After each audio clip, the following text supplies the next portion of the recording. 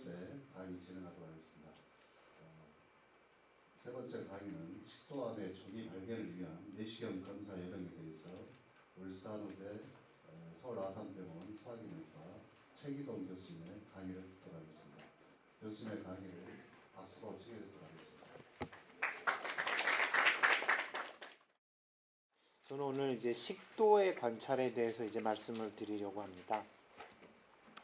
앞서 강의에서 이제 위암에 대한 강의를 해주셨는데요. 2019년도 위암 적정성 평가가 지금 나와 있는 것 중에서 이제 최신 자료라 조금 찾아봤는데 굉장히 조기 진단율이 높았습니다. 전체 환자 중에서 스테이지 1 환자가 전체 한 77%, 그러니까 거의 한 80% 가까이가 1기에 발견이 되고요. 또 전체 환자들 중에서 약 40%의 환자가 ESD를 받고 있었습니다. 그래서 굉장히 조기에 잘 발견이 되고 잘 치료가 되고 있는 것을 알 수 있었습니다. 하지만 그 식도암의 경우에는 조금 조기 진단율이 낮았습니다. 2020년도에 이제 전국 자료를 조사해서 발표한 자료인데요. 이제 조기 식도암 발견율은 한 6.5%로 위암에 비해서 이제 조기 진단율이 이제 매우 낮은 것을 볼 수 있습니다. 그래서 식도암의 경우는 이제 예후가 나쁘기 때문에 건강검진 내시경 중에서 식도암을 발견을 하면 환자의 예후에 도움이 될 뿐만 아니라 내시경으로 절제 가능한 아주 조기 식도암을 발견하게 된다면 환자의 삶의 질 유지에도 굉장히 큰 도움이 될 수 있어서 식도를 자세히 관찰을 하는 게 큰 의미가 있다고 생각을 드려서 오늘 주제로 결정을 하였습니다. 그래서 오늘 드릴 말씀은 이제 표적성 식도암의 내시경 소견과 어떻게 하면은 조기 발견을 조금 늘릴 수 있을지에 대한 내용으로 말씀드리고자 합니다. 이제 정상 식도 점막은 보시는 대로 표면이 이제 투명하고 이렇게 광택이 보이면서 이렇게 매끄럽고 점막하 혈관층이 이렇게 나뭇가지 모양의 혈관이 선명하게 관찰이 되는 게 특징적인 소견이 되겠습니다. 표재성 식도암의 내시경 소견으로는 발적, 미세혈관의 변화, 함몰, 또 미세한 요철, 또 점막이 혼탁해지고 비후가 되고 또 다발성 백색 반점이 있게 되겠는데요. 사진으로 조금 살펴보도록 하겠습니다.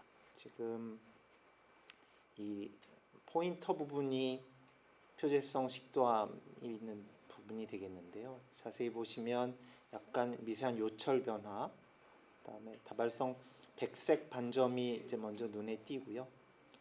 그 주변을 자세히 보시면 여기 정상적인 혈관에 비해서 정상 혈관상에 이제 소실된 부분이 관찰이 됩니다. 다음 증리에서는 이 부분에 이제 발적이 먼저 이제 눈에 띄고 이런 발적 주변에 점막이 살짝 융기된 소견을 관찰을 할 수가 있겠습니다.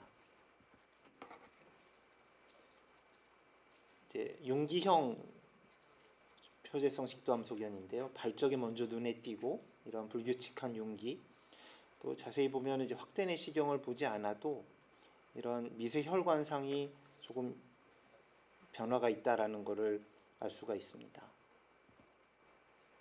또 이 증리에서는 이런 발적을 동반한 함몰 소견과 그 주변 점막의 비후 소견이 보입니다. 이런 함몰성 식도암의 내시경 소견은 이런 염증성 변화하고 조금 구별하기가 어려운 경우가 많은데요. 염증성 변화에 비해서 식도암은 이런 불규칙한 경계를 가지고 오히려 경계가 이렇게 주변과 명확하게 지어지는 경우가 많습니다. 염증성 변화에 비해서 이게 고립형 병변이 하나가 있는 경우가 많게 되고요. 치면 깊이가 깊어지면 그 주변에 점막이 융기, 결절이 동반이 되는 특징을 보이고 있습니다. 지금 함몰성 표재성 식도암의 내시경 소견들입니다. 오히려 이게 공기를 조금 빼고 관찰을 하면 더 뚜렷하게 관찰이 되는 걸 볼 수 있습니다. 융기성 표재성 식도암의 소견인데요. 이런 융기성 표재성 식도암하고 조금 구별이 어려운 경우들이 이런 에소파지알 파필로마가 크기가 크게 되면 조금 이런 융기성 표재성 식도암하고 구별이 어려운 경우들이 가끔 있는데요. 이러한 경우에는 이제 루골을 뿌려보면 도움이 되는 경우들이 있습니다. 식도암은 잘 아시는 대로 이제 루골에 염색이 잘 되지 않는 반면에 이런 에소파지알 파필로마는 루골에 그대로 염색이 되기 때문에 이런 경우에 감별에 도움이 될 수 있겠습니다. 루골 염색이.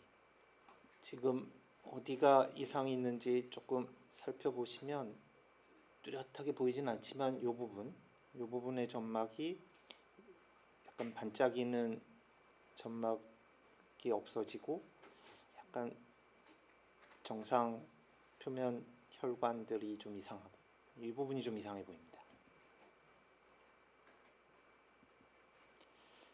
이런 굉장히 초기 상태의 변화들이 발견이 되는 경우들도 있어서 이런 환자들 굉장히 초기에 발견하기가 어렵지만 이런 환자들은 이제 내시경 절제로 치료가 될 수 있기 때문에 이렇게 조기에 발견되는 게 임상적으로 의미가 있을 것 같습니다. 요 노란색으로 친 부분이 조기 식도암 소견입니다. 그래서 식도암의 조기 발견을 위한 노력을 조금 이제 문헌을 검색하고 제 의견을 조금 포함해서 말씀을 드리면 먼저 깨끗한 시야를 유지하는 것, 또 상부 식도를 자세히 관찰하는 것, 또 충분한 검사 시간을 확보하는 것, 또 영상 강화 내시경을 사용하는 것, 또 고위험군을 파악해서 그 경우에 더 자세히 관찰하는 것으로 조금 정리를 해보았습니다. 환자가 뭐 약을 먹는다든지 이런 거품이 있어서 시야를 깨끗하게 유지되지 않으면 뭐 조기 발견이 어려운 것들은 잘 아시고 계실 겁니다. 증례를 보시면 74세 여자 환자인데요. 식도에 상피하 종양이 있어서 이제 추적 검사를 하던 중에 이제 우연히 식도암이 발견돼서 의뢰가 됐습니다. 환자는 1년 전 건진 내시경에서 또 그냥 식도 상피하 종양이 발견이 되었는데요. 보시면 2014년서부터 식도 상피하 종양 또 하부식도의 역류성 식도염은 이제 계속 잘 관찰을 해주셨는데 2015년도에 상부식도에서 조금 이상 소견이 관찰이 되었습니다. 환자 병변은 어퍼니시저 19cm 굉장히 상부식도에 위치를 하고 있었고 이제 스퀘모스 셀 칼시노마로 진단이 되었습니다. 그래서 이 환자처럼 이렇게 상부식도에 위치한 식도암은 굉장히 발견하기가 어려운 경우가 많습니다. 그래서 상부식도의 괄약근과 가까워서 이제 관찰이 어려운 해부학적인 특징도 있는 반면에 이 부분에 오면 이제 우리가 습관적으로 내시경을 빨리 빼는 습관이 있는 경우가 많아서 이런 상부식도 병변을 놓치기가 쉬운데요. 그래서 이제 상부식도에 이제 인랩 패치라고도 불리는 이런 이소성 컬럼나 에피셀리움이 있는 경우가 있습니다. 그래서 유병률은 한 3% 정도라고 돼 있고 상부식도에서 이렇게 내시경을 빨리 빼는 경우에는 관찰이 어려운 경우가 많습니다. 그래서 내시경을 뭐 한 200~300개를 했는데 하나도 인랩 패치를 발견을 못했다 그러면 혹시 이게 조금 내가 빨리 빼는 것은 아닌가라는 것을 조금 생각을 해볼 수가 있을 것 같습니다. 영국 내시경 학회에서는 이제 내시경의 퀄리티 인디케이터로 인랩 패치를 발견을 하면 꼭 사진을 찍어서 기록을 해놔라라고 이렇게 하고 있을 정도로 하고 있습니다. 또 한 가지는 이제 충분한 검사 시간을 이제 두면은 이제 발견하기가 쉽다는 내용입니다. 발해식도 환자를 대상으로 시행한 연구가 있는데요. 발해식도 1cm당 1분 이상 관찰한 경우에 고도 이형성이나 조기 식도암 발견이 이제 증가가 된다라는 내용입니다. 근데 이게 조금 우리 프랙티스에서 어려운 거는 그러면 이제 3cm 발이시면은 3분을 관찰을 해야 된다는 내용인데 이건 이제 실제적인 프랙티스에서는 좀 적용하기는 어려울 것 같고 여러 전문가 선생님들이나 이제 저도 한 30초 정도면 그래도 충분한 관찰을 하기가 뭐 적당한 시간이다라고 생각이 돼서요. 한 30초 이상은 위드드로를 하는 때 이제 관찰을 하는 것이 좋겠다라는 말씀을 드립니다. 다음은 이제 루골 색소 내시경을 쓰면 그 발견이 증가가 될 수 있다는 건 잘 아실 겁니다. 그 이제 루골을 뿌리게 되면 캔서에서도 언스테인이 되지만 이제 다른 디스플레이지아에서도 이렇게 염색이 안 되는 걸 보는데요. 한 2, 3분 정도 지나면 이 주변과는 달리 여기가 약간 조금 핑크색으로 변하는 거를 이제 일본 의사들이 이제 핑크 컬러 사인이라고 이름을 붙였습니다. 핑크 컬러 사인이 있는 경우에는 이제 하이그레이드 디스플레이지아나 캔서를 시사한다고 이렇게 알려져 있는데요. 또 이렇게 다발성 루골 언스테인드 리전이 있는 경우에 이제 크기가 클수록 그 하이그레이드 디스플레이지아나 캔서일 확률이 높다라는 것은 잘 알려져 있습니다. 근데 루골 용액은 그 여러 가지 이제 단점이 있는데 그 중에 하나는 이게 이리테이션을 일으켜서 어큐트 뮤코살 인저리를 일으킬 수 있다라는 점이 있어서 저희가 한번 케이스 보고를 한 적이 있고요. 또 요드 이게 아까 말씀드린 케미칼 에소파자이티스나 게스트라이티스 같은 경우에는 이제 저농도의 루골 용액을 사용하면은 이런 빈도를 조금 줄일 수 있다고 알려져 있습니다. 이제 그 외에 조금 노지아 보미팅이나 그다음에 에피가스트릭 페인 그리고 프록시말에 있는 병변에 잘못 사용하게 되면 이제 에스피레이션이 된 경우에 에스피레이션 뉴모나이티스를 일으킬 수 있다는 그런 부작용도 있어서 이런 루골 색소 내시경은 추가 장비 구입이 필요하지 않고 민감도가 높은 검사라는 장점이 있지만 또 검사 시간이 길어지고 부작용이 많고 또 근위 식도부 검사에 아까 말씀드린 에스피레이션의 리스크가 있기 때문에 이런 단점이 있어서 최근에는 이런 NBI를 비롯한 영상 강화 내시경으로 거의 루골 검사를 대체를 하고 있는 것 같습니다. 잘 아시는 바대로 이런 NBI는 점막 표면의 혈관을 강조하기 위한 이런 기술이고 이런 정상 식도 점막이 에서 보이던 혈관들이 좀 더 갈색이나 이런 깊은 쪽은 이제 초록색으로 잘 관찰을 할 수가 있습니다. 다음 증례를 보시면 72세 남자 환자이고 건강검진에서 이제 위선종이 발견돼서 의뢰가 되었습니다. 환자는 그 흡연 히스토리와 음주 히스토리가 있었던 환자고 그 위에 이제 아데노마를 발견을 하고 내시경으로 절제하는지 무슨 문제가 없는지 다시 이제 확인을 하고 내시경을 회수를 하는 중에 때는 이제 저는 이제 회수를 할 때는 이제 NBI로 바꿔서 이제 회수를 하고 있는데요. 이제 식도암이 발견이 되었고 이제 스퀘머스 셀 카시노마로 진단이 되었습니다. 화이트 라이트로 관찰을 할 때는 이렇게 조금 놓치기 쉬울 수 있는데 NBI로 보면 확실히 잘 강조가 돼서 발견이 쉬웠던 것으로 생각이 됩니다. 그 에소파지알 캔서가 있는 경우에 그런 정상적인 그 IPCL이 그 치밀도가 깊어짐에 따라서 이렇게 굵어지고 그다음에 모양이 변하는 것들은 이제 잘 알려져 있습니다. 그래서 그 식도암의 경우에 IPCL이 이렇게 두꺼워지고 이렇게 구불구불해지고 같은 루프 내에서 캘리버 체인지가 생기고 이렇게 루프가 깨지는 이런 현상들이 잘 알려져 있는데요.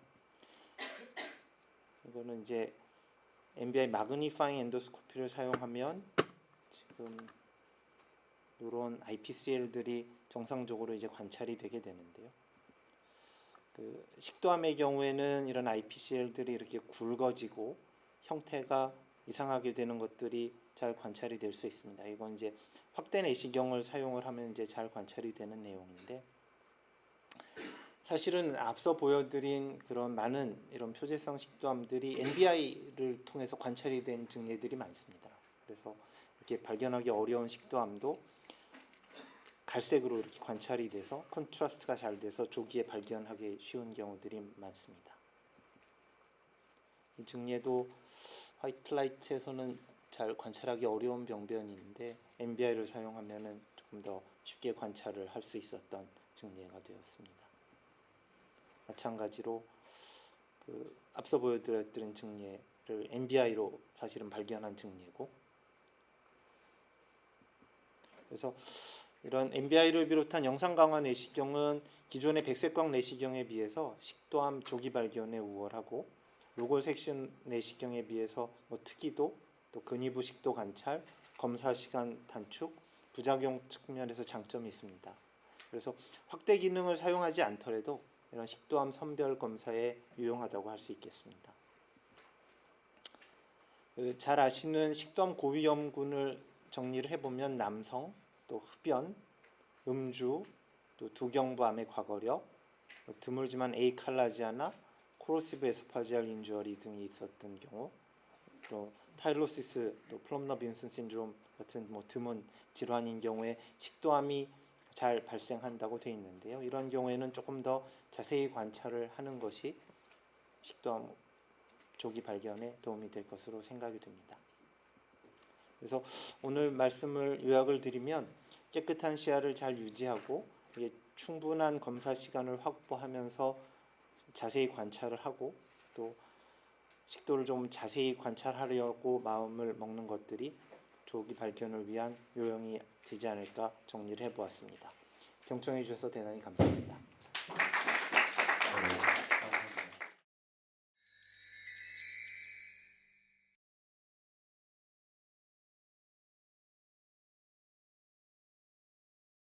식도암 조기 발견에 대해서 자세히 설명해 주셨습니다. 제가 먼저 질문드리겠습니다.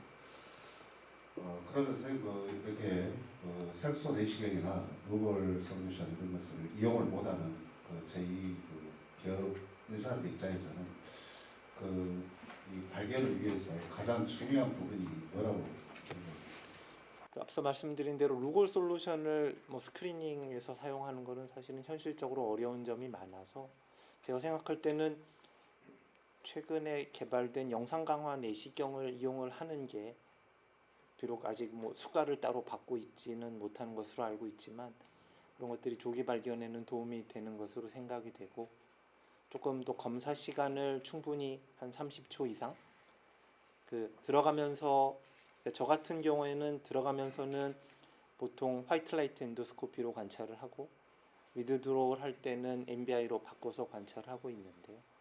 그런 식으로 좀 충분한 시간을 들여서 관찰을 하는 게 가장 중요하지 않을까 생각이 됩니다.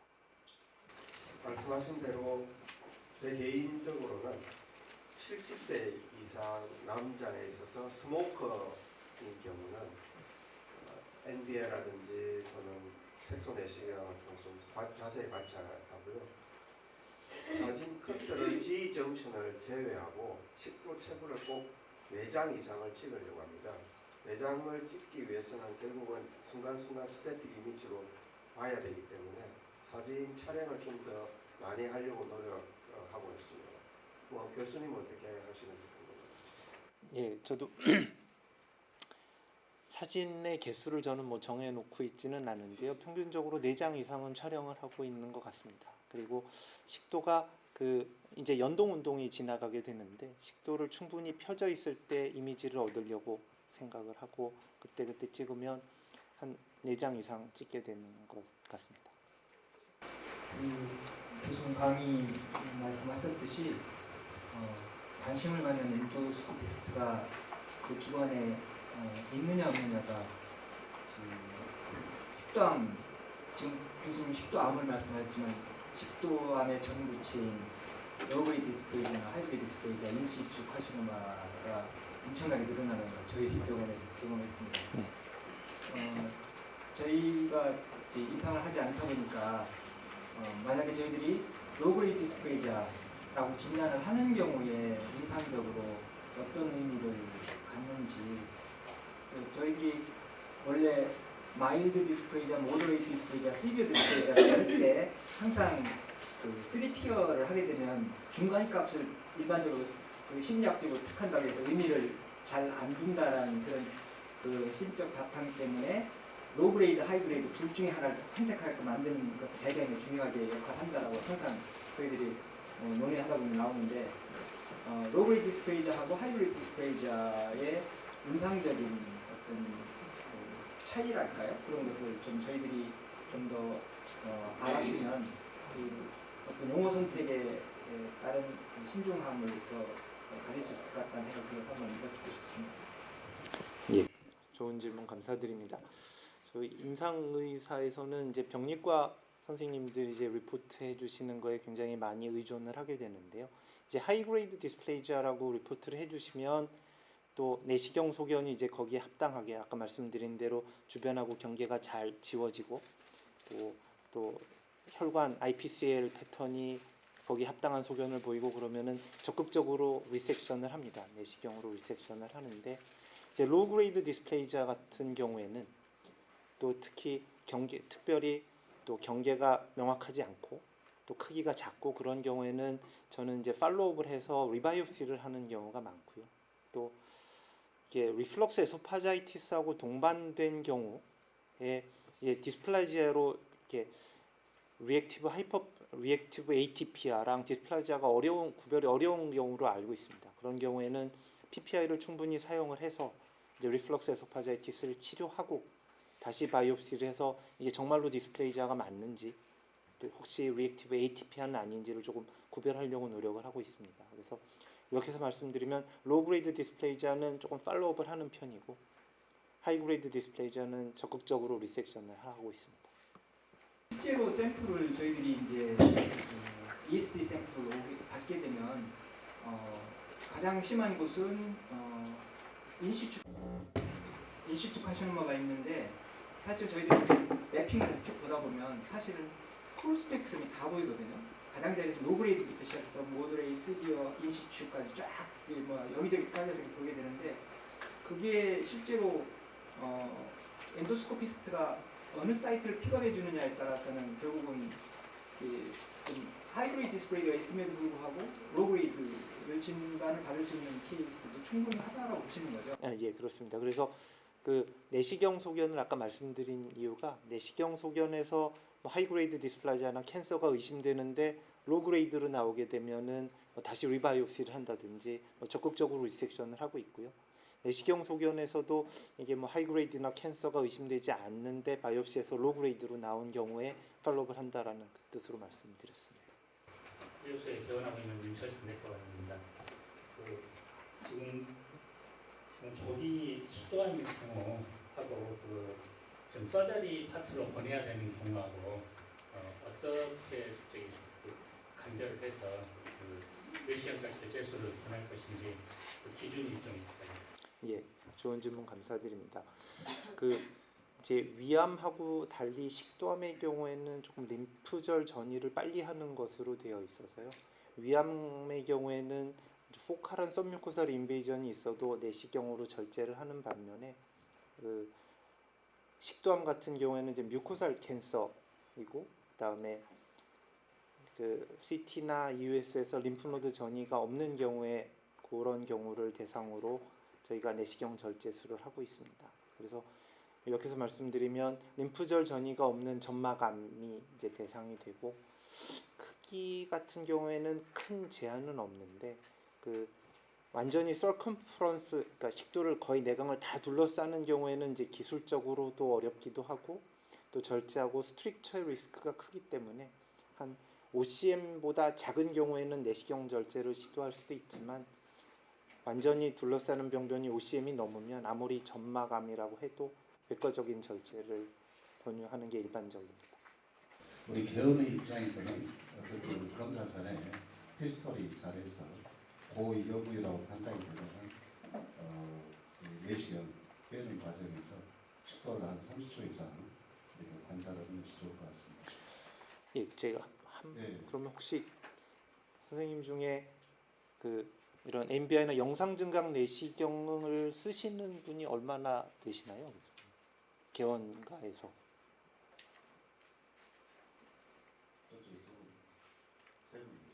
대부분은 안 쓰시고 계시는 현실이군요. 예, 알겠습니다. 오늘 좋은 강의를 해주신